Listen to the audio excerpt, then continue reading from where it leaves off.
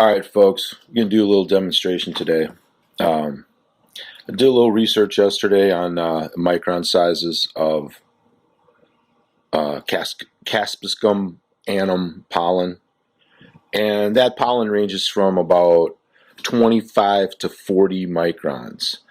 And I'm going to do my little test today with micronized green sand, which this green sand is run through what they call a 200 screen, a minus 200 screen. I'm not sure what that means exactly, but that lands up with a particle size of about 75 microns and larger.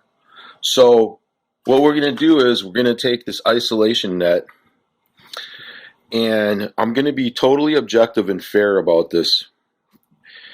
This isolation net is, I believe, 144 holes per square inch. They do make ones with smaller holes. I believe they make a 288. Now, this is typically what your seed sellers bragging about isolation and how great it is, and this is what they use. Now, this might stop large flying insects, but I'll tell you something. I experimented with this last year, and it doesn't stop ants. They crawl up underneath it, and it doesn't stop aphids. So all these claims of purity and isolation and stuff, I'm going to show you right now, it's pretty much BS. If you look at a pepper flower, this is what's going to happen when it pollinates. Little bits of dust are going to fall off the flower, just like that. As a matter of fact, I just hand pollinated one the other day. Now, if you look, damn, it didn't even stop one particle, did it? Oh, maybe one. And if we look, you can see it fell right through. Okay? And I'm going to tell you, that's why this method is bullshit. Okay? It's not going to stop pollen. The pollen, and if the wind hits it, it's going to blow right through it. Now, I want to be totally objective here. It may reduce it. It may reduce the cross-pollination. And yes, it's going to reduce the pollination from insects. Okay, now I'm going to do it again with a double layer. You know, I'm trying to be fair here. I'm trying to be fair. I'm trying not to, you know, I'm just going to show you now. Now we have 2 layers. Because I've heard some of these sellers say, well, I double up the nets. Okay, you double up the nets. Here we go. We got 75 micron particles, and they're raining down. Please realize that pepper pollen is smaller than this. And,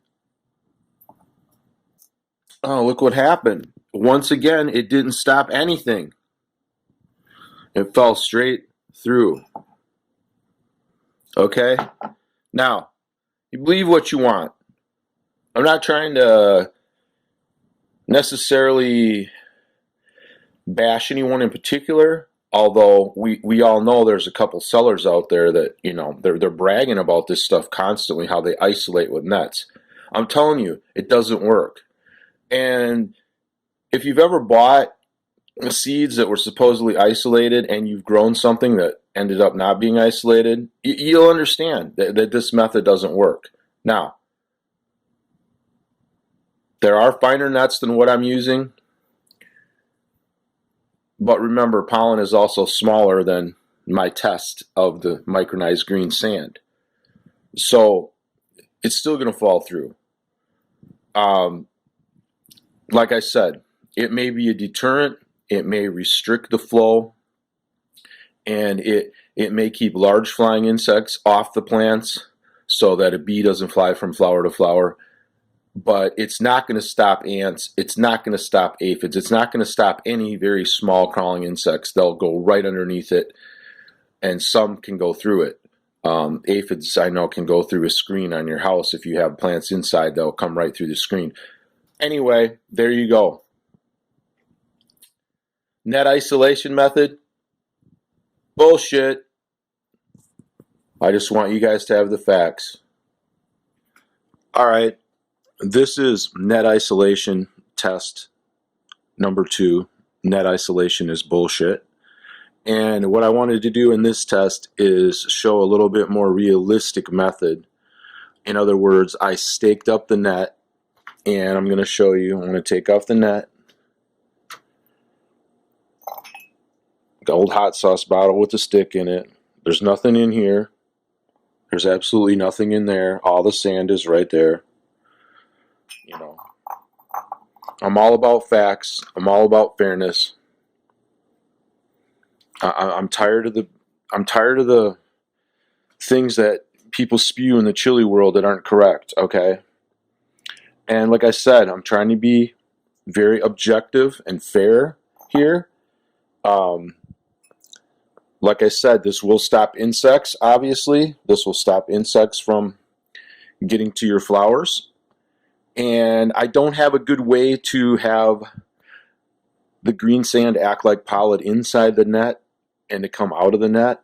I'm sure I can figure out a way to do it. I'm just trying to do some quick tests right now. And this one, what I'm going to do is I'm going to blow lightly on the green sand, and I'm going to try to show you that this would be like if you had plants outside the net, and if the wind was blowing, which we all know the wind blows constantly pretty much, we'll see what happens.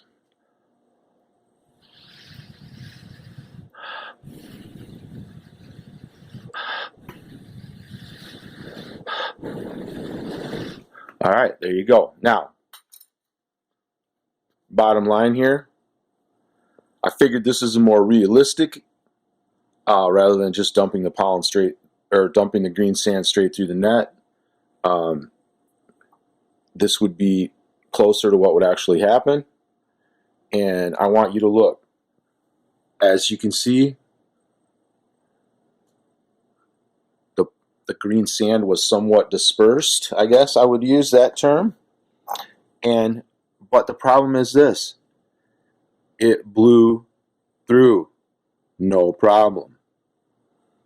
So once again, I'm telling you, net isolation is bullshit.